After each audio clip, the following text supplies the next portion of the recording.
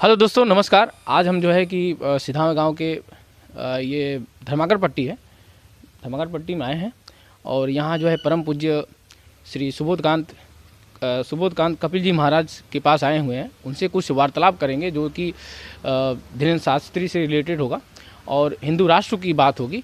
तो कुछ हम उनके विषय में उनसे जानेंगे कि इनकी ये क्या बताते हैं इस विषय में। तो और इस समय जो है कि ये जो है कि हमारे गांव में, सिधावे गांव में जो है सतचंडी यज्ञ हो रहा है। वहाँ का जो है कि कथावाचक हैं। 7 बजे से लगभग शुरू होता है, 10 बजे तक चलता रहता है। यदि आप लोग को अवसर मिले, समय मिले तो आप जरूर आएँ और जो है कथा का आनंद, अमृतमयी जो है कथा का वचन हो रहा है, पाठन हो रहा है, उसका जो है कि लाभ उठाएं। तो आइए, हम घर पे पहुंच चुके हैं, बाबा से मुलाकात कराते हैं। तो हम चाहेंगे कि आगे धीरे धीरे।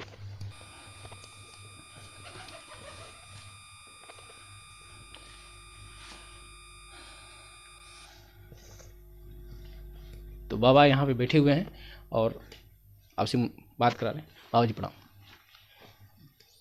सबसे पहले मेरे चैनल में आपका बहुत बहुत स्वागत है। बहुत बहुत धन्यवाद।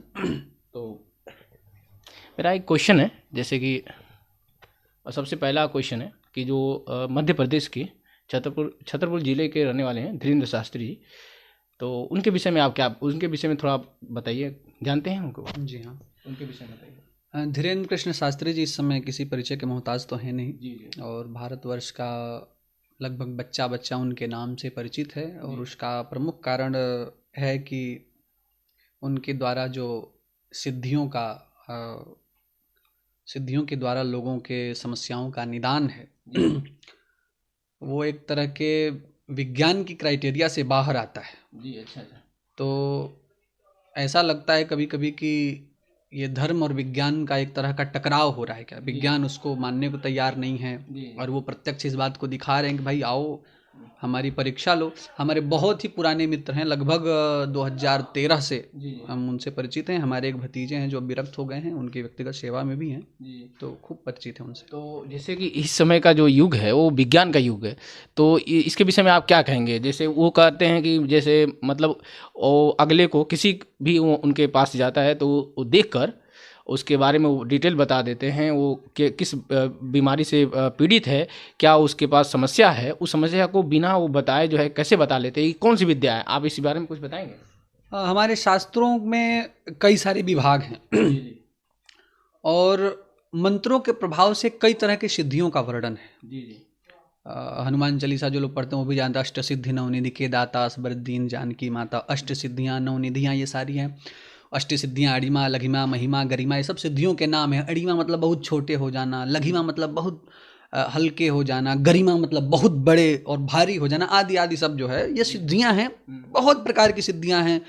कुछ तामसिक सिद्धियां हैं, कुछ सात्विक सिद्धियां हैं। अच्छा, कुछ लोग कह रहे हैं कि जैसे कर्ण पिशाचनी सिद्धि का वो प्राप्त किया, ऐसा कुछ है क्या? हाँ, कर्ण पिशाचनी सिद्धि भी करीब करीब ऐसी ही होती है। कर्ण पिशाचनी सिद्धि एक तामसिक सिद्धि है जिसमें कर्ण पिशाचनी को सिद्ध कर लेने के बाद एक उसमें प्रक्रिया है, जहाँ तक मुझे जानकारी है। तंत्र के विषय में मुझे बहुत अधिक गहन अध्ययन नहीं है, शास्त्रगत अध्ययन है जितना मैंने पुस्तकों में पढ़ा है। तो वो कान में वो आके जो सामने वाले का प्रश्न होता है वो बता देते हैं। लेकिन सात्विक सिद्धियां, जैसे हनुमान वीर की साधना है, वो हनुमान जी की उपासना, हनुमान जी का ही एक फॉर्म है। तो उनके द्वारा भी ये मन की बातें जान लेना, त्रिकाल की बातें जान लेना, ऐसा है। कुछ लोग कह रहे हैं तंत्र विद्या का मतलब तंत्र विद्या सीखकर उन्होंने ऐसा जो है कि विद्या मतलब सिद्धि प्राप्त की है, जिससे कि अगले को दुख और समस्या चाहे उसके बारे में डिटेल वो बता देते हैं। और कुछ लोग का ये मानना है कि नहीं, ऐसा एक प्री प्लानिंग है एकदम, जो है कि वो पहले से एक मोबाइल नंबर किसी, आजकल क्या है सोशल मीडिया है, सोशल मीडिया से लोग जो है कि पूरा डिटेल अपना डालते ही हैं, उससे भी पता हो जाता है। कुछ आप इसे मतलब थोड़ा निष्कर्ष निकालिए इसमें, कुछ क्या सही है आपके देखने में, क्या सही है? क्या आप सोशल मीडिया से वो बाबा पता कर लेते हैं? और उसमें एक और बात है, जैसे कि जैसे भूत पिचास भगाने की बात करते हैं, क्या वास्तव में भूत पिचास ऐसे होता है जैसे कि वो दावा करते हैं? उनको वीडियो मैंने भी देखा है, कई वीडियो सारे में, कि कई महिलाएं, कई औरतें, कई जो है कि लोग वहाँ पे जाकर जो है खेलते हैं और वो जो है कि हनुमान जी को ऐसे बोलते हैं। कभी कभी तो एक आपने सुना, आपने देखा होगा शायद, कि वो एक वीडियो में उन्होंने रावण से बात किया ऐसा देखने को मिला। तो क्या ये कौन सा विद्या है? आप डायरेक्ट संपर्क कर रहे हैं और ये जो है हनुमान जी की सेना को बुलाते हैं और भूत को भगवाते हैं, ऐसा होता है? सत्य में ऐसा होता है क्या? मैं क्रमशः सबका उत्तर दे रहा हूँ। जहाँ तक रावण से बात वाली बात है, वो तो उन्होंने विनोद में उस बात को कहा था। विनोद में हाँ, वो हास्य का विषय था। अच्छा, वो हास्य का विषय था। वहाँ हंसी में उन्होंने इस बात को कहा था। जब पूरा श्रवण करेंगे, पूरा क्लिप जब सुनेंगे तो उसमें स्पष्ट हो जाएगा। वो तो खैर एक हंसने के लिए बात थी। जहाँ तक भूत प्रेत की बात है, सिद्धियों की बात है, आजकल क्या है, लोग समय किसी चीज में देना नहीं चाहते हैं और निष्कर्ष पर पहुंचना चाहते हैं। मैं 11 वर्ष की अवस्था से बाहर हूँ और अयोध्या जी, चित्रकूट, वृंदावन, प्रयागराज, अमेरिका भी 2 साल में रहा। इस प्रक्रिया से मैं गुजरा हूँ और मैंने ऐसी ऐसी सिद्धियां देखी, ऐसे ऐसे चमत्कार देखे कि मुझे तो कहीं शंका है ही नहीं, संदेह है ही नहीं। इस निष्कर्ष पर पहुंचने के लिए आपको भी 20-22 साल की यात्रा करनी पड़ेगी। या जिसको भी संदेह हो, जब वो धर्म जगत की यात्रा करेगा, एक एक पक्ष को देखेगा कि वेदांत का पक्ष क्या है, तंत्र का पक्ष क्या है, भक्ति का पक्ष क्या है, कर्मकांड का पक्ष क्या है, मंत्रों का प्रभाव कैसा है। मैंने ऐसे ऐसी सिद्धियां देखी कि ये तो बहुत ही तुच्छ हैं। मैं ऐसे ऐसे संतों से, ऐसे ऐसे गुरुओं से मिल चुका हूं, मुझे तो कोई संदेह ही नहीं है कि यह सिद्धियां होती हैं। अच्छा, जैसे मान लीजिए कि कुछ सिद्धियां हैं भी, तो आप मुझे ये बताइए, जैसे कुछ लोग ये जानना चाहते हैं कि जैसे उन्होंने गांव में रहकर पढ़ाई किया, फिर हाई स्कूल इंटर किया, फिर प्राइवेट कॉलेज से बीए किए, तो बताइए वो सिद्धियां कब प्राप्त किए, कब वो जो है कि मतलब तपस्या किए, इसके बारे में क्या ख्याल है आपका? सिद्धियों के लिए कुछ ऐसे मंत्र हैं जो 11 दिन की साधना में ही सिद्ध हो जाते हैं। कुछ ऐसे मंत्र हैं जो 41 दिन की साधना में सिद्ध हो जाते हैं। कुछ ऐसी भी सिद्धियां हैं जो 24-24 घंटे, 36-36 घंटे की ही साधना में सिद्ध हो जाती हैं। अच्छा, माफ कीजिएगा, क्या आपके पास ऐसी कोई सिद्धि है? ऐसे सिद्धि का प्रचार करना, तो मैं प्रचार में विश्वास नहीं रखता हूँ। लेकिन यदि आप चाहें और सिद्धि आप देखना चाहें कि मंत्र का क्या प्रभाव होता है, ऐसा हो सकता है कि अब बागेश्वर धाम जी लाखों लोगों के सामने जब कहते हैं तो भी लोग कह देते हैं कि प्री प्लान्ड है। यदि मैं आपके सामने आपसे कह रहा हूँ कि आप हमारे पास आइए और आप अपने व्यक्तियों को लेकर आइएगा और मंत्र का क्या प्रभाव होता है मैं आवाहन करूंगा और देवता आपके समक्ष आएंगे जिस विधि से और आपके प्रश्नों का उत्तर देंगे, तो फिर ये कहेंगे कि आप भी हमारे द्वारा खरीदे हुए हैं, आपको बुलाया गया है। नहीं, ऐसा तो नहीं होगा। लेकिन ये इसमें क्या है कि वीडियो शुरू से कर दिया जाएगा, देख लिया जाएगा। अगर ऐसा है तो एक और संदेश जनता जानना चाहता है कि लोग आज देश दुनिया में इस बात की लेकर चर्चा हो रही है सर। एक और संदेश मैं इसमें जोड़ देना चाहता हूँ। श्याम मानव जो अंधश्रद्धा उन्मूलन समिति के जो उन्होंने अध्यक्ष हैं, जो नागपुर में थे, वो कथावाचक कर रहे थे, तो उस समय उन्होंने क्वेश्चन किया था कि कुछ लोग मैं भेजूंगा, उनके बारे में डिटेल बताना होगा और उनके बगल में जो है कुछ सामान रखे जाएंगे, उसके बारे में बताना होगा, ये बात थी। तो मैं आपके माध्यम से मैं ये संदेश देना चाहता हूँ कि जो श्याम मानव जी हैं या उनकी समिति के अन्य भी जो लोग हैं, उन्होंने उनका इंटरव्यू में देख रहा था, तो उसमें उन्होंने कहा है कि मैंने बहुत सारे तांत्रिकों, बहुत सारे मांत्रिकों का पर्दाफाश हमने 40 वर्ष में किया है। तो मैं चाहता हूं कि उनकी कोई वेबसाइट हो या उनका कोई ईमेल आईडी वगैरह हो, तो आप मेल डालें और उनसे समय लें कि सुबोधकांत कपिल नाम के कोई व्यक्ति हैं, उनके पास भी ऐसे मंत्र की एक सिद्धि है, गुरुजन से उन्होंने प्राप्त की है। वो चाहते हैं कि आप उसका परीक्षण करें। मैं ये चाहता हूं कि मेरा परीक्षण करें, ऐसा तो नहीं कि मुझे कोई भ्रम हो, मेरे मंत्र का वो परीक्षण करें। खुला चैलेंज कर रहे हैं उनको, चैलेंज कर दे रहे हैं। हाँ, बिल्कुल बिल्कुल। और मैं आपके चैनल के माध्यम से अगर आप उनसे संपर्क स्थापित करते हैं, अगर वो टाइम देते हैं, डेट देते हैं कि आप कवर्धा आइए, आप उनके ऑफिस में आइए, वो कहते हैं कि एक वैज्ञानिक प्रक्रिया से इन चीज़ों से गुजरना पड़ेगा, तो यदि वो समय देते हैं, मैं आपके माध्यम से इस बात को कहना चाहता हूँ, अगर आपको समय देते हैं, हमको डेट बताइएगा, हम अपना अवकाश प्राप्त करके निश्चित रूप से माध्यम मैं अपनी संतुष्टि के लिए, कहीं ऐसा तो नहीं कि मैंने कोई भ्रम पाल रखा हो या मेरे मन में कोई भ्रम हो, या जो सिद्धि मेरे पास है जिसका मैं अनुभव कर रहा हूँ, मंत्र के द्वारा ही आवाहन करके जो अनुभव मुझे प्राप्त हो रहा है, वो प्रत्यक्ष है, वो ऐसा नहीं कि मानसिक अनुभव नहीं है, वो सामने वो भी दर्शन करेंगे, आप भी देखेंगे। और वो तो कहीं ऐसा तो नहीं कि मुझे कोई भ्रम है, मैं अपने भ्रम निर्मूलन के लिए, मुझे उनको जो इनाम की राशि है उस राशि से भी कोई मतलब नहीं है। यदि मेरा अवैज्ञानिक कोई विधि है तो वो मुझे स्पष्ट करेंगे, ये निवेदन के लिए मैं उनसे ऐसा करता हूँ। ठीक है, मेरा पूरा प्रयास रहेगा। मैं एक क्वेश्चन पूछ रहा हूँ, जैसे कि उन्होंने जो बातें रखी उनके सामने, तो कथा जो है कि पहले ये हुआ था कि 10 दिन का होगा, शायद ऐसा कुछ हुआ, बाद में 2 दिन हटा दिया गया, 2 दिन पहले कथा जो है संपन्न कर दिया गया। तो फिर उन्होंने जो चैलेंज किया था, तो बाबा वहाँ से चले गए, तो उसके बाद ये जो है वायरल हो गया। तो उसके विषय में क्या कहेंगे? जैसे वो अभी कहते हैं कि वहाँ वो कह रहे हैं कि हमारे जहाँ जो हम कथा बातचीत कर रहे हैं वहाँ पे आए, अब मैं उनका चैलेंज स्वीकार करता हूँ। धीरेन्द्र शास्त्री का कहना, वो कह रहे कि नहीं, अगर उनको चैलेंज स्वीकार है तो नागपुर में आए, ठीक है, और वहाँ जो है हमारे चैलेंज को स्वीकार करें। तो इसके विषय में आप क्या कहेंगे? जहाँ तक मुझे जानकारी है, धीरेन्द्र कृष्ण शास्त्री जी के गुरु जी हैं श्री रामभद्राचार्य जी महाराज। मैं भी चित्रकूट में रहता हूँ, और उन्हीं डेट पे जो 2 दिन की कथा स्किप की गई है, उनका जन्म दिवस मनाया जाना था शालासर हनुमान जी में, राजस्थान में। और इनका पहले से ही कार्यक्रम निश्चित था कि कार्यक्रम 7 दिन करके और गुरु जी के जन्मोत्सव में शामिल होने सालासर राजस्थान जाना, ये पहले से ही सब फिक्स था। ये संयोग ऐसा हुआ कि वो नागपुर की घटना और उनका केस किया जाना और पहले से कार्यक्रम का समापन ऐसा होना, दोनों तरह के बैनर उपलब्ध थे, जिसमें 7 दिनों की भी सूचना थी और 10 दिन वाली भी सूचना थी। तो वो गलतफहमियां हो गई हैं, बाकी ऐसी कुछ, वो पलायन कर गए, भाग गए, ऐसा नहीं। ठीक है, तो जैसे एक और प्रश्न है कि जैसे धीरेन्द्र शास्त्री जो हमने बोला कि भूत पिशाच भगाते हैं, ऐसा भगा देते हैं, सबका जो है कि बेरोजगारी है उसको भी दूर कर देते हैं, और जो है कि कोई भी समस्या है उसको निवारण कर देते हैं। तो आप इसके विषय में बताइए, क्या ये सत्य है? ये इसका समुचित उत्तर तो धीरेन्द्र कृष्ण शास्त्री ही देंगे। मेरी दृष्टि में जहाँ तक है, भूत प्रेत होते हैं जी। और भूत प्रेत भगाने के विधान भी हमारे यहाँ शास्त्रों में है। अच्छा। और ये प्रक्रिया बहुत पुराने समय से चली आ रही है। अब उल्लू सूरज नहीं देख सकता, इसका मतलब ऐसा तो नहीं कि सूरज होता नहीं है। उल्लू को दिखाई नहीं देता सूरज, वो दिन में अंधा हो जाता है। तो ये उल्लू के नेत्र की कमी है। बाकी कोई नकार दे कि भूत प्रेत होते ही नहीं हैं या भूत प्रेत को भगाया जाना, हमारे यहाँ तो मान्य है कि भूत प्रेत भी एक योनि है। शरीर छूटने के बाद 84 लाख योनियाँ, उसमें भूत प्रेत भी योनियाँ। अब अगर हम भूत प्रेत को नकार रहे हैं, इसका मतलब हम हनुमान चालीसा को नकारेंगे, भूत पिशाच निकट नहीं आवे महावीर नाम सुनावे। तो अच्छा, ये बताइए, एक और क्वेश्चन बाबा, ये बताइए, जैसे अपने पूरे देश में ये बात चल रही है कि हिंदू राष्ट्र बना दिया जाए अपने हिंदुस्तान को, और ये योगी जी कहते हैं कि ये हमारा जो सनातन धर्म है राष्ट्रीय धर्म होना चाहिए। आप इसके विषय में क्या बोलेंगे?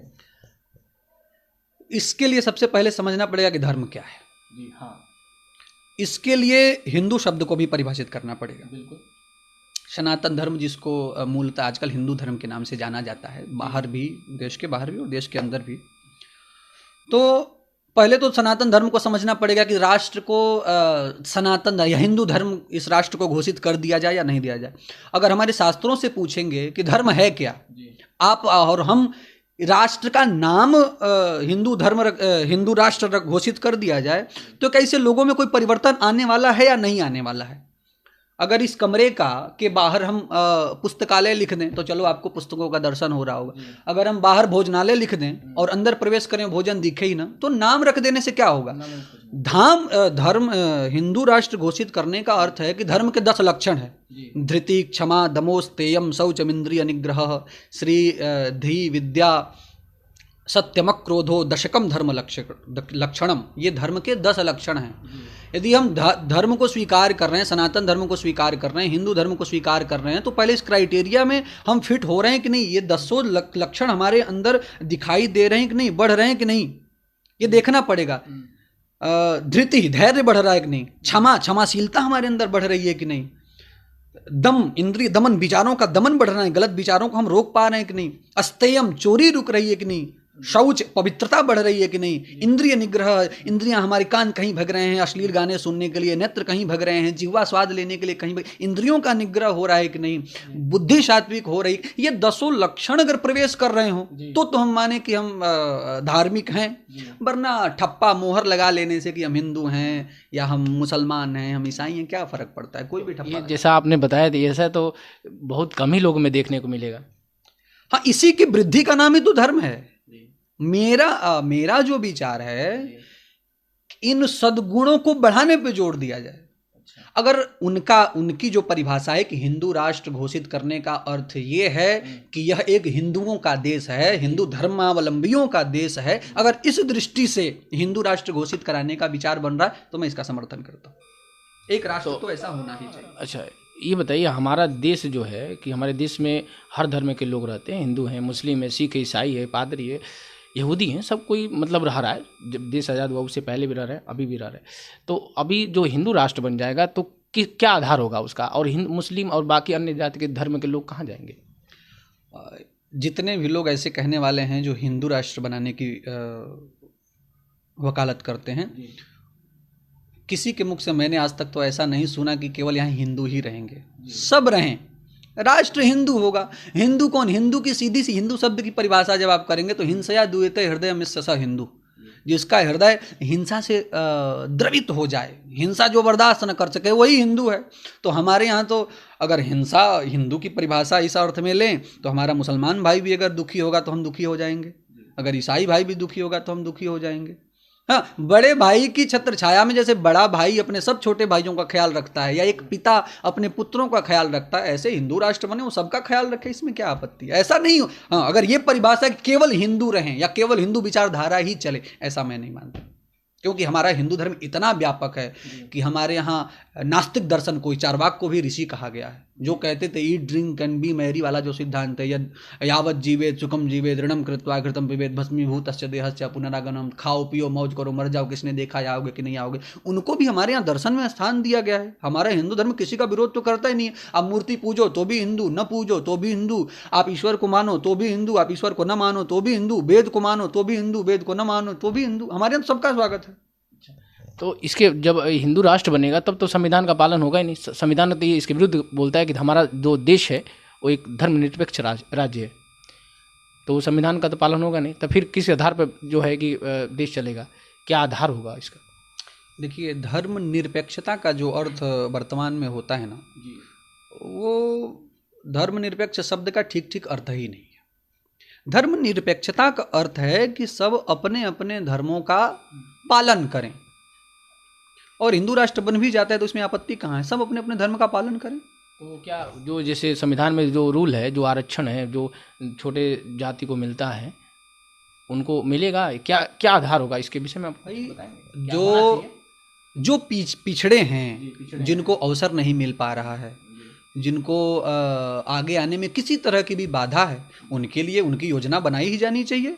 हमारा तो मेरी विचारधारा यह है कि एक विधानसभाओं में बैठकर और संसदों में बैठकर एक नियम नीति बननी ही नहीं चाहिए। मेरे हिसाब से तो मेरा राजनीति में बहुत ज़्यादा मेरा प्रवेश नहीं है, लेकिन मेरी दृष्टि में तो हर गांव की एक समिति होनी चाहिए। समिति बैठे और गांव की समस्याओं को निकाले कि किन किन लोगों के यहाँ घर नहीं है, किन किन लोगों की शिक्षा की ज़रूरत है, किन किन लोगों में क्या क्या समस्याएं हैं। हर गांव का एक अलग नीति बने कि यहाँ पे, और 5 साल उस गांव की व्यक्तिगत नीति पे काम किया जाए। उस लक्ष्य को जब पूरा कर लें तो अगले 5 साल की फिर नीति बनाई जाए। अच्छा, ये बताइए कि जैसे कि मोदी जब सरकार जब नहीं थी उस समय उन्होंने बेरोजगारी पर सवाल उठाए, महंगाई पर सवाल उठाए, और पहले जो हमारा 450 गैस था अभी 1150 हो गया, और जो पेट्रोल डीजल थे वो 60-70 रुपये थे, अभी जो है 90 रुपये 100 रुपये करीब में। इसके विषय में आप कहेंगे? मोदी जी ने बोला कि अच्छे दिन आएंगे, ये अच्छे दिन हैं। गरीब जनता पूछना चाहती है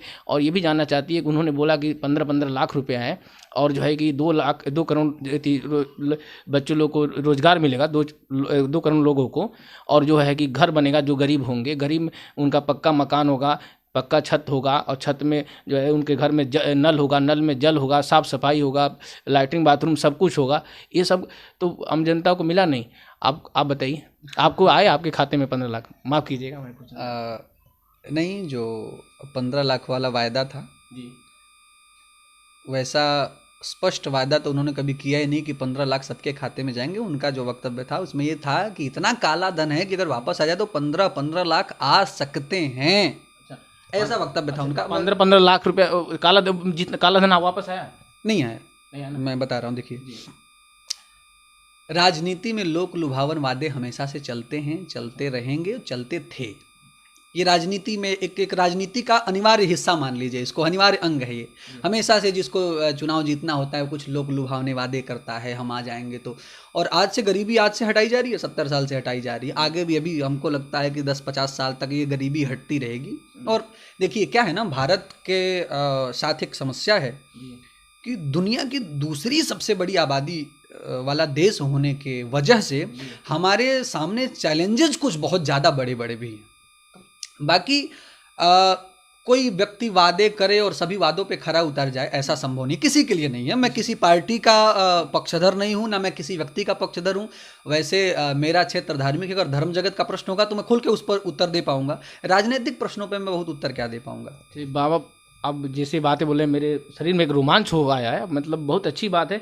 लेकिन ये बताइए कि जो मूलभूत आवश्यकता है, आप सोचिए, आप भी आम जनता है, मैं भी हूँ, तो आप बाबा ये बताइए कि जिनको जो कुछ तो होना चाहिए, जो मूल बताओ, रोटी कपड़ा मकान, ये आम जनता को नहीं मिल रहा है। जो लॉकडाउन से लेकर नोटबंदी से लेकर कौन मरा? आम जनता न मरी, गरीब न मरा। आप बताइए, जो मूलभूत आवश्यकता है वही चीज़ें दाम बढ़ा दी गई तो कैसे आम पब्लिक जिएगा? और आज तक तो बहुत लोग जो अपना घर बनाकर इधर उधर कहीं रह रहा है, जीवन यापन कर रहा है, उनको भी उनके घर के ऊपर बुलडोजर चला। आपने वीडियो बहुत सारे देखे होगा, अभी त्राही त्राही माम हो रहा है, लोग परेशान हैं। आप इसके विषय में क्या कहेंगे, क्या संदेश देना चाहेंगे?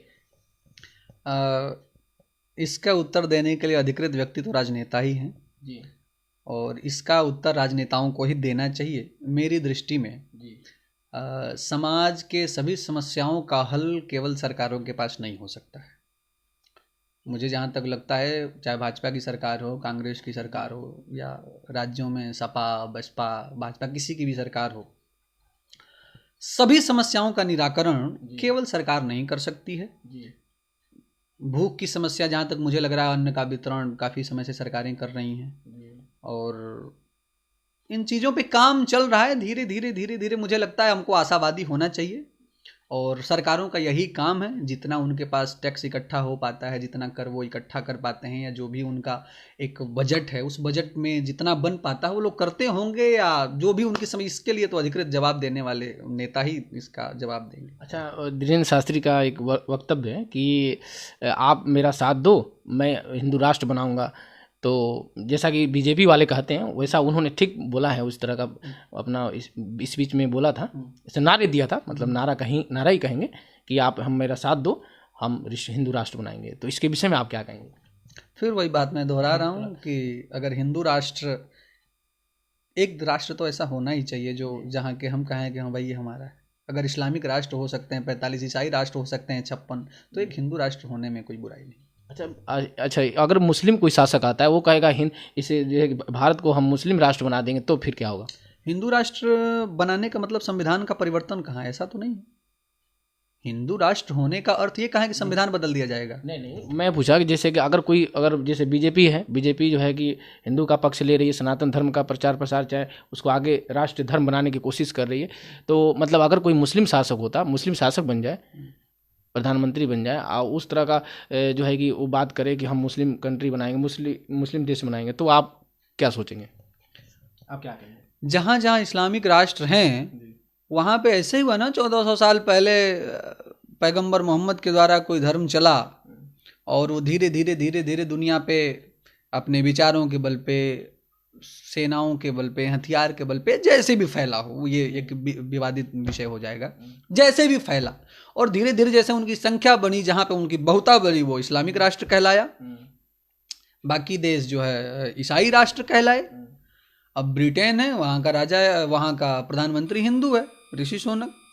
लेकिन इसका मतलब संविधान ऐसा तो नहीं कहता कि ईसाई राष्ट्र है तो कोई हिंदू यहाँ का प्रधानमंत्री नहीं हो सकता। उसमें आपत्ति क्या है?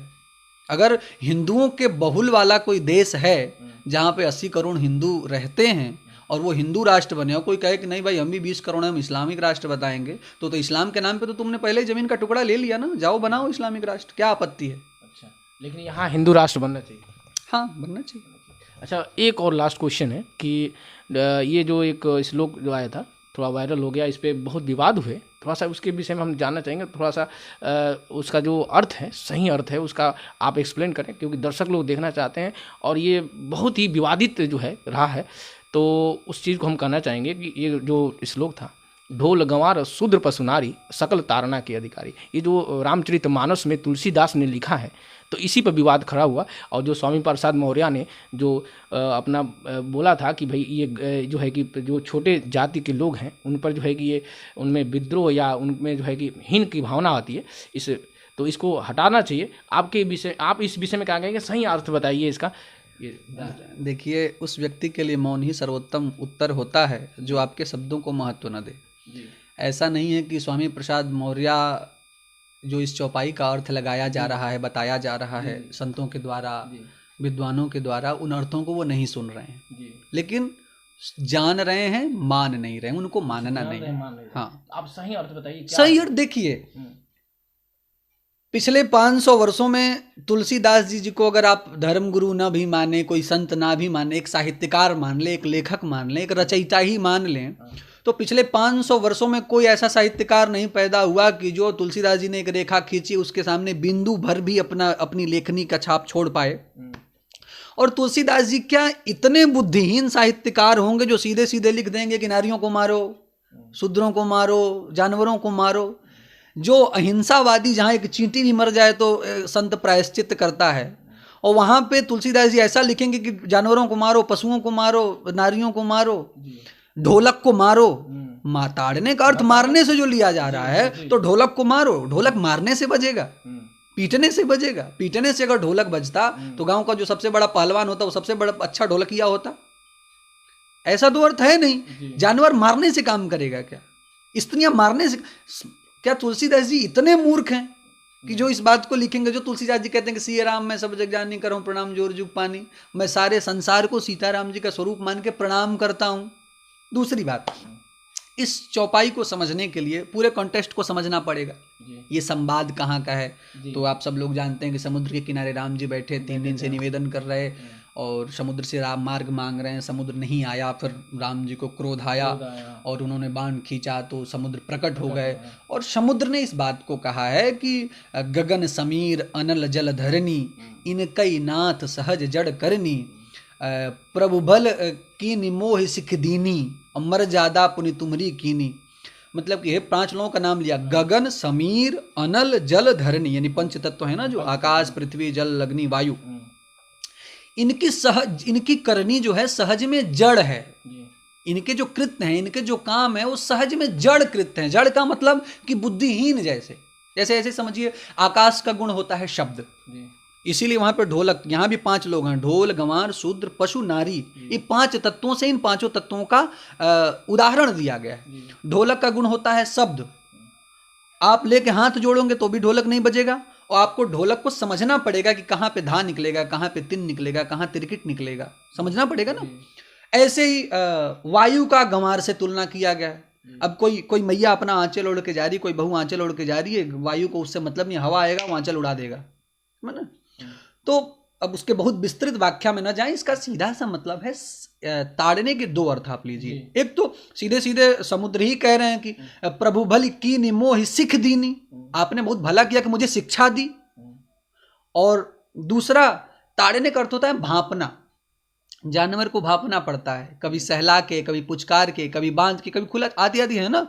इसी तरह शूद्र शब्द का जो मूल अर्थ है, जो शूद्र शब्द का, शूद्र का अर्थ होता है सेवक।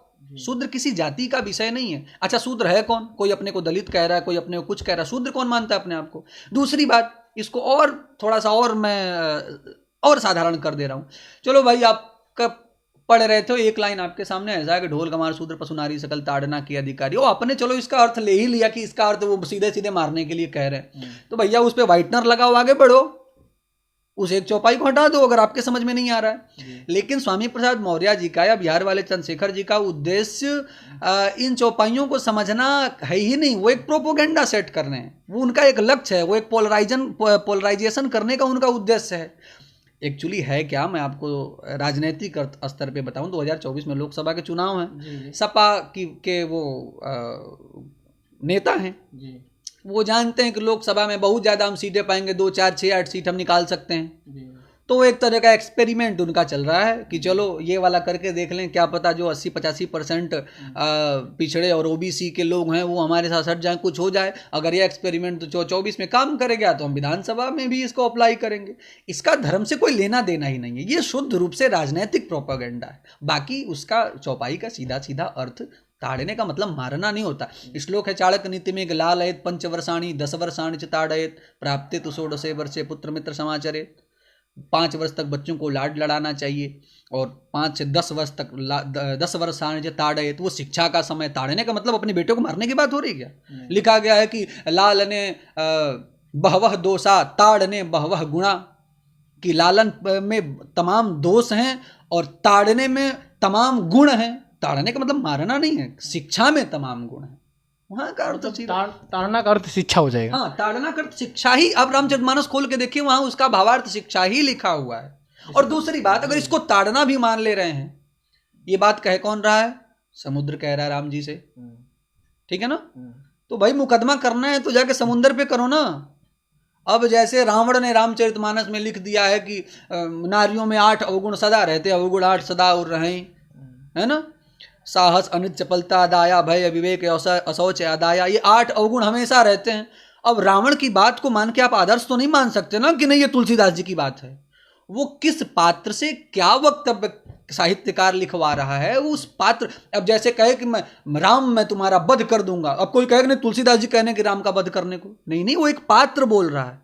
ऐसे ही समुद्र एक पात्र है। यदि ये बात कहा जाए तो ये समुद्र का विचार है, इसका अनुमोदन तुलसीदास जी नहीं कह रहे हैं। यह आदर्श नहीं है कि समुद्र कोई आदर्श नहीं है। हाँ, ये वाक्य अगर किसी ऋषि के द्वारा तुलसीदास जी कहलाते, अगस्त ऋषि के द्वारा, वशिष्ठ जी के द्वारा, विश्वामित्र जी के द्वारा, तो यह एक आदर्श स्थिति होती। राम जी के द्वारा कहलाते तो यह आदर्श स्थिति होती। समुद्र के द्वारा कहला रहे हैं, इसमें तो वो एक पात्र है। मुकदमा करना है तो समुद्र पे करो। ठीक है, बहुत बहुत धन्यवाद। आपने जो है कि बहुत अच्छा से इसको एक्सप्लेन किया कि जो ताड़ना है उसको जो है कि गलत मतलब निकाला जा रहा है, इसका सही मतलब जो है शिक्षा है और शिक्षा से ही लिया जाना चाहिए। तो और एक कहाँ से, किस पात्र से कहाँ से लिया जा रहा है और कब ये कहाँ किस लिए बोला गया, ये भी ध्यान रखना चाहिए। पूरी चौपाई पढ़नी चाहिए, मतलब पूरा आधा अधूरा जो है, कहते हैं कि आधा अधजल गगरी छलकत जाए, इसी कुछ हाल हो जाता है। और मतलब पूरा ज्ञान ना होने की वजह से कुछ अर्थ का अनर्थ हो जाता है। इस तरह की बातें होती है। चलिए ठीक है, ये तो जवाब आपने अच्छा दिया। लेकिन एक शब्द जैसे आ रही है कि आप, हम लोग हिंदू हैं, आप भी हिंदू हैं, और जो भी इंसान है धरती पे, तो एक चैप्टर हमने 9th में पढ़ा था कि कोई विदेशी नहीं है और कोई आदमी अजनबी नहीं है, ऐसा है 9th में। तो आप जिसे कह रहे हैं कि हिंदू राष्ट्र घोषित कर दिया जाना चाहिए, हिंदू राष्ट्र मतलब, तो हिंदू अगर बना दिया जाएगा तो हिंदू अपने आप को सर्वोपरि मानेंगे और बाकी धर्म को नीच नहीं मानेंगे, ऐसा कुछ नहीं होगा, भेदभाव नहीं हो जाएगा फिर। देखिए, हमारे यहाँ खंडन की प्रथा नहीं थी, मंडन की प्रथा थी जी।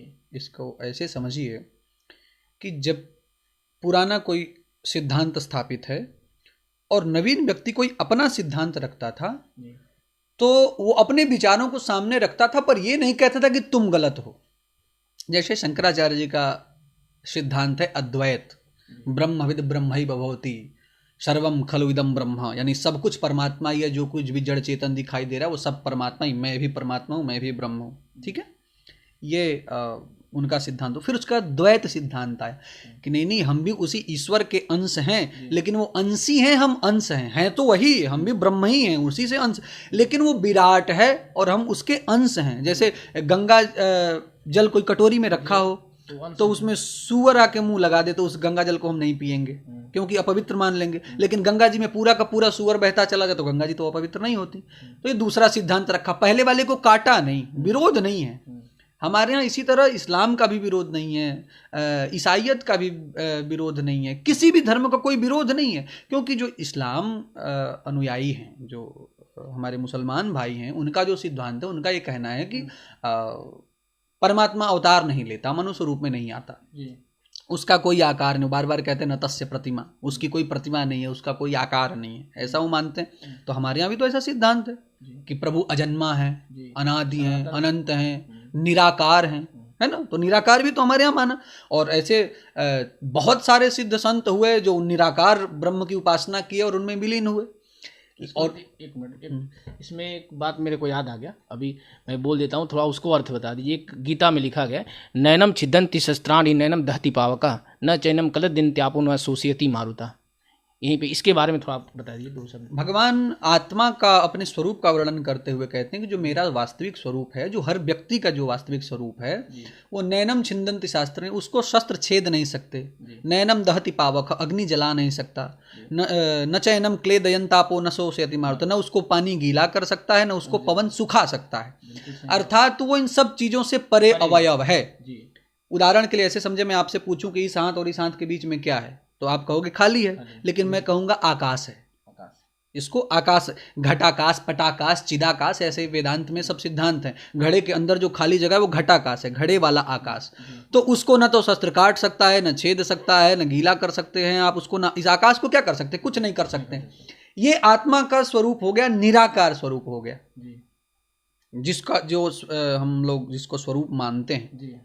और इसी को तुलसीदास जी ने भी रामचरितमानस में बिनु पग चलई सुनई बिनु काना, कर बिनु कर्म करहि विधि नाना, बिनु बानी बक्ता बड़ जोगी। तो ये इसका इस श्लोक का अर्थ है। तो हमने बहुत कुछ आपसे जाना। अंत में एक बात हम पूछेंगे कि एक साधु जो होता है कैसे होना चाहिए आपके देखने में? एक साधु, जैसे मेरा क्वेश्चन जा रहा है धीरेन्द्र शास्त्री से रिलेटेड है कि वो जो जिस गाड़ी में चलते हैं, जिस गाड़ी से, उस गाड़ी की जो कास्ट है 35 से 40 रुपये, 40 करोड़ का लगभग कहेंगे। वो एक गाड़ी है 35 से 40 लाख ऐसा कुछ, और उसे 25 गाड़ियाँ हैं उनके पास, उसे गाड़ियों का काफिला है उनके पास, खुद का पर्सनल है। वो कहते हैं कि दान दक्षिणा मैं कुछ नहीं लेता हूँ, 1 रुपया भी नहीं लेता हूँ, कोई कह दे कि मेरे सामने कि मैं दक्षिणा देता हूँ, ऐसा चैलेंज करते हैं। तो आप कहेंगे ये सब आया कहाँ से? जब वो लेते नहीं, उनके नाम पे व्यक्तिगत एक मोटरसाइकिल है, बाकी जितनी गाड़ियां हैं उनके शिष्यों, उनके सेवकों के द्वारा उनके चलने के लिए दी जाती हैं। आज किसी गाड़ी में बैठे, कल किसी गाड़ी में बैठे। उनके तो ऐसे श्रद्धावान शिष्य हैं जो उनके सामने हाथ जोड़कर खड़े कि महाराज हमसे कोई गाड़ी ले लो, हमारी गाड़ी पवित्र हो जाए, हमारा धन पवित्र हो जाए, हमसे आप ले लो। अच्छा, वो चाहें तो हजारों गाड़ियों का भी काफिला वो वर्तमान में अपने साथ लेके चल सकते हैं। उनसे मिलने के लिए लोग लाखों लाख रुपए देने के लिए तैयार है मिलने के लिए। तो ऐसा नहीं है कि वो जाके मांग के, लूट के, या भ्रमित करके, या कोई पर्ची काट के, या किसी नाम पे दान लेकर उनसे ऐसा करवाना चाहते हैं। जी। तो मेरा जैसे मतलब ये था कि जैसे मैं ये नहीं कर रहा हूँ कि कोई वो जो पैसे किसी से मांगते हैं, ठीक है, तो क्या वो कथा जो वाचन करने जाते हैं, जहाँ भी जाते हैं, तो कुछ पैसे वो लेते हैं क्या? कुछ होता है उनका चार्ज वगैरह होता होगा कुछ? नहीं, उनकी जो व्यवस्था है उसकी तैयारियों में जो खर्च होता है वो सब वो लोग बताते हैं कि जो खर्च होता है, जो मतलब लगता है पूजा वगैरह में। हाँ, वो सब हाँ, कि स्टेज कितना बड़ा होगा, कितने लोगों की व्यवस्था होगी, उसमें कितने साउंड की व्यवस्था होगी, कितने लोग भोजन करने वाले होंगे, कहाँ गाड़ी की पार्किंग आप बनाओगे, कहाँ से लोगों का प्रवेश होगा, ये सारी व्यवस्थाएं, उनके साथ कितने संगीत वाले लोग जाने वाले हैं, कितने उनके साथ कार्यकर्ता बंधु जाने वाले हैं, इन सबों का वो तो खर्च बताना ही पड़ेगा। अच्छा, और मतलब इन सब का जो खर्च आता है वो सब लोग अगले को देना पड़ता है, जिसके वहाँ कथा वाचन होता है। अच्छा, एक बाबा एक और क्वेश्चन विवादित में आ गया है। जो ये परमहंस हैं, आपने सुना, महंत परमहंस नाम सुना होगा, जो बोले हैं कि स्वामी, जिससे मान लीजिए कि हम भी अज्ञान है, हम कोई निपुण नहीं है हर चीज़ में, कोई भी, सब पूरी ज़िंदगी खत्म हो जाती है, ज्ञान हम लोग ले नहीं पाते, ये सब कोई जानते हैं, मरना एक दिन सत्य है।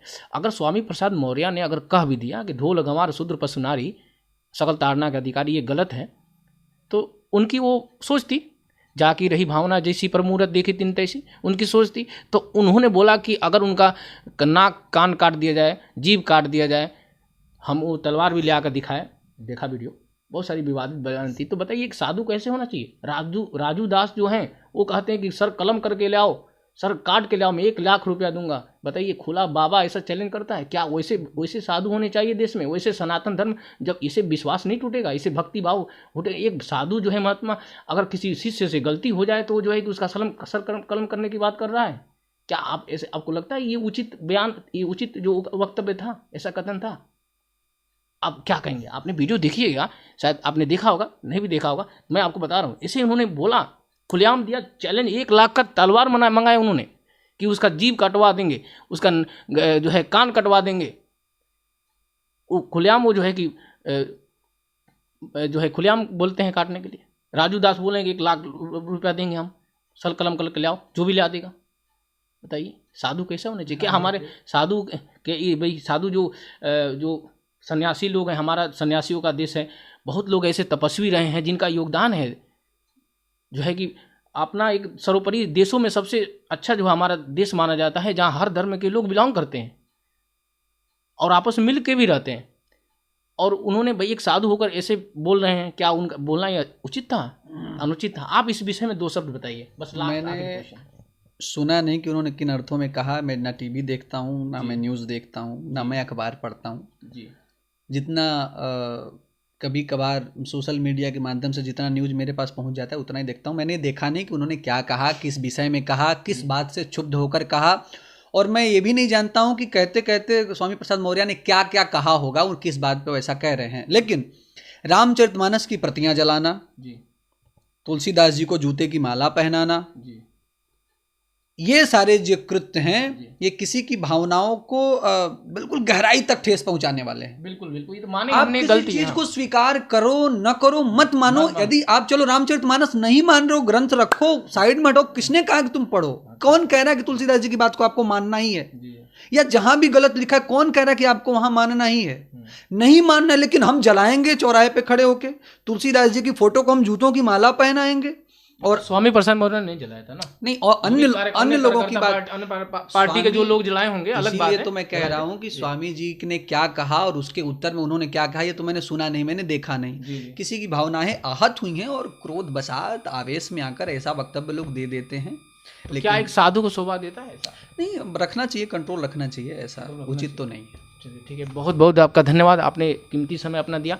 अब जैसा कि आपने देख रहे हैं कि हर सवालों के जवाब मैंने इस वीडियो के माध्यम से आपको पहुंचाया है, और कोई भी अगर त्रुटि होगी उसे क्षमा चाहता हूं। धन्यवाद, नमस्कार, जय हिंद।